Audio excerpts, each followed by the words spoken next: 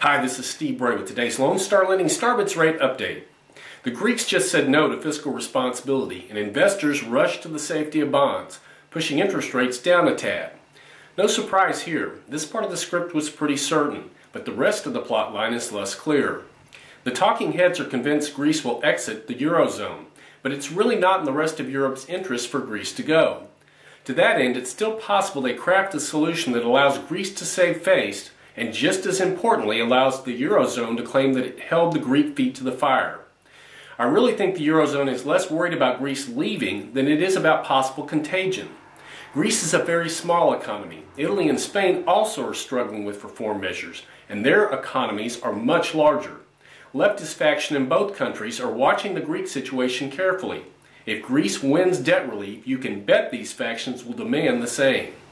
Because of that, and because markets have had ample time to anticipate this situation, I still think the effect on rates will be temporary.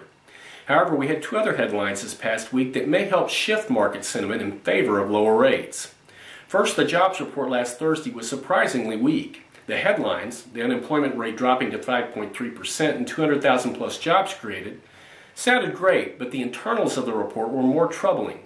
The rate only dropped because 423,000 folks left the workforce, leaving workforce participation at an almost 40-year low. In addition, wage growth stagnated again, and last month's surprising increase was revised lower. This left pundits questioning the strength of the recovery again.